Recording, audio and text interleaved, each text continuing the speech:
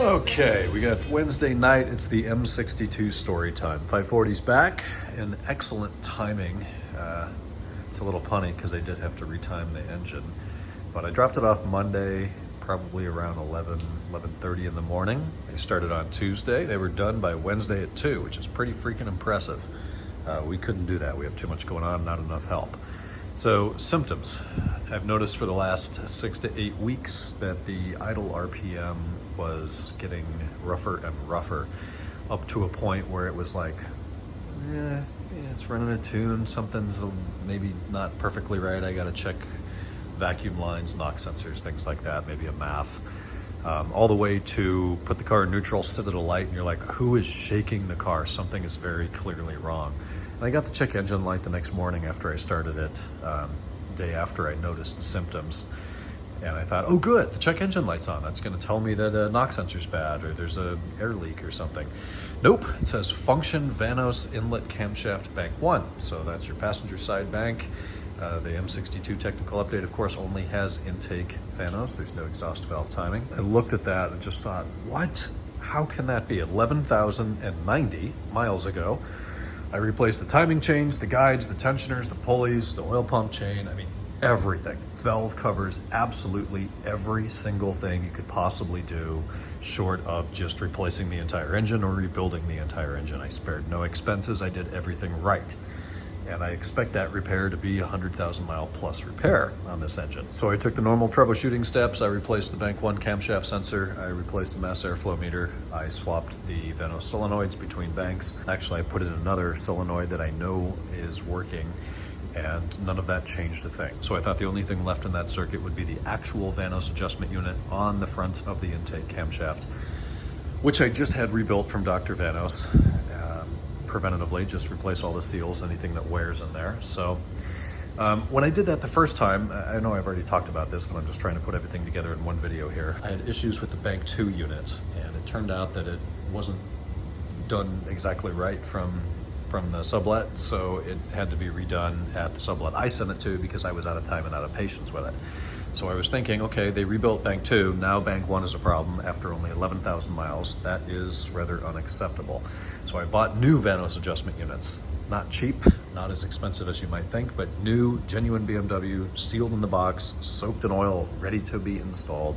And thought, let's do them both. If we're gonna open up the engine, retime the engine, have valve covers and timing covers off, let's just get it done.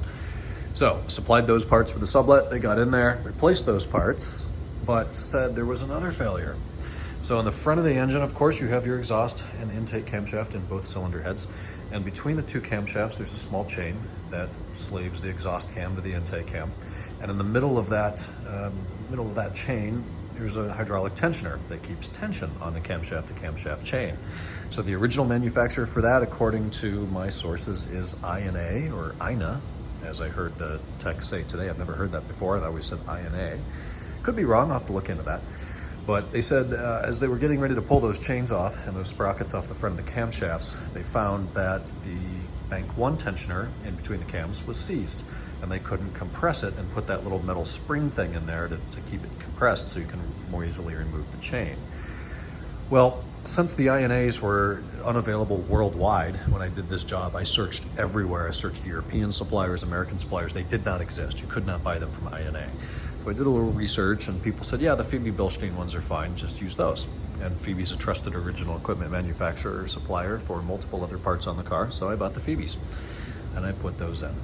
And 11,000 miles later, the bank 1 tensioner failed and seized in place, meaning that chain was no longer under hydraulic oil pressure, which explained maybe 2 times in the last week or so I've gotten a little bit of startup rattle, which is not normal for this, not really normal for a well-sorted M62 TU, but now that makes sense. And of course the DME thinks it's a Vanos issue because if the chain isn't tensioned, the Vanos unit is trying to adjust, but without proper chain tension, it can't. So that caused my idle RPM shake, and of course the check engine light for function of the Vanos. Once you were running anywhere above idle, I mean, if you just tapped on the throttle just enough to see the RPM gauge increase a hair, it would smooth out. So once there was any load on it, it was fine. It just did not want to idle with no throttle input. So of course they got in there, they discovered that issue, they replaced the tensioner with an INA, which is now available for bank 1. Here's the annoying thing, it's not available for bank 2. So I still have a Phoebe part on cylinder bank number 2 that may or may not fail in the future, I don't know, could start tomorrow.